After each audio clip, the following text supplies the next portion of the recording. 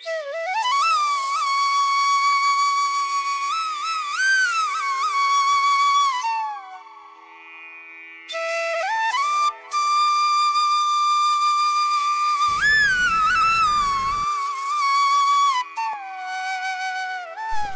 చూస్తున్న అందరికీ నమస్కారం. Welcome back to Sri Lalitha webcast. ఎంతో ప్రసిద్ధిగాంచిన పెద్దమ్మ తల్లి ఆలయ విశేషాలను ఈ వీడియోలో మనం తెలుసుకుందాం.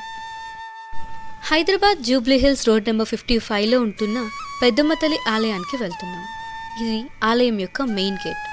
పదండి లోపలికి వెళ్దాం.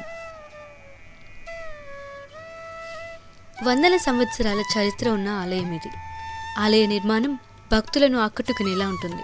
ప్రతిరోజు వందలాది మంది భక్తులు ఇక్కడికి అమ్మ దర్శనార్థం విచ్చేస్తుంటారు. దేవాలయ ఉనికి గురించి స్పష్టమైన ఆధారాలు లేవు. అయితే సుమారు 150 సంవత్సరాల నుండి ఆలయం ఇక్కడే ఉన్నట్లు భావిస్తారు. ఆలయ రాజగోపురాన్ని 1993లో నిర్మించడం జరిగింది. నిత్యం ఆలయం భక్తులతో కిటకిటలాడుతూ ఉంటుంది. గుడి లోపలికి ప్రవేశించగానే ధ్వజస్తంభం ఉంటుంది. అక్కడ చుట్టూ భక్తులు కూర్చొని ₹1 నాణాన్ని నిలువుగా ఉంచడానికి ప్రయత్నిస్తారు. పెద్దమ్మ గుడిలో ఇదొక ప్రత్యేకత.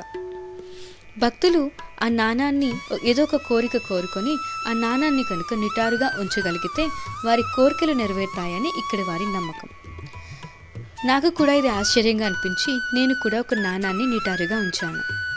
పురాణాల ప్రకారం ఒక రాక్షసుడిని అంతమొందించిన తర్వాత దాహం వేసి అమ్మవారు నీరు త్రాగడానికి సమీపంలో బావి వద్దకు వచ్చారు.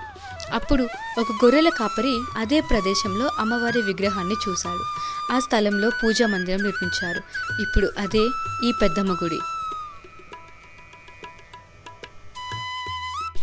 నిత్యం ఆలయ ప్రాంగణంలో భక్తులు ప్రదక్షిణలు చేస్తూ ఉంటారు.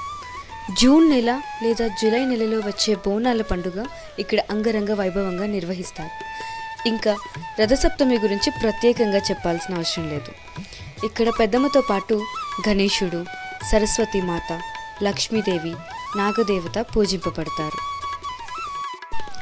అక్కడ మీరు చూస్తున్నది ఆలయ గర్భగుడి. పెద్దమ్మ తల్లిని సింహవాహనంపై సంతాన లక్ష్మిగా మరియు దుర్గామాతగా కొలుస్తారు. ఇక్కడ నవశక్తుల దర్శనం లభిస్తుంది. శైలపుత్రి, బ్రహ్మచారిణి, చంద్రగంట, కూష్మాండ, స్కందమాత, కాత్యాయని, కాలరాత్రి, మహాగౌరి, సిద్ధదాత్రుల దర్శన భాగ్యం లభిస్తుంది. ఆఖరిలో నాగమ్మ తల్లిని దర్శనం చేసుకోవచ్చు. అమ్మవారి పుట్టలో పాలు పోసి భక్తులు దర్శనం చేసుకుంటారు. ఈ విధంగా మాకు పెద్దమ్మ తల్లి దర్శనం దొరికింది.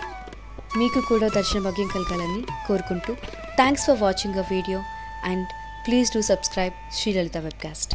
Sarve Jana Sukhino Bhavantu.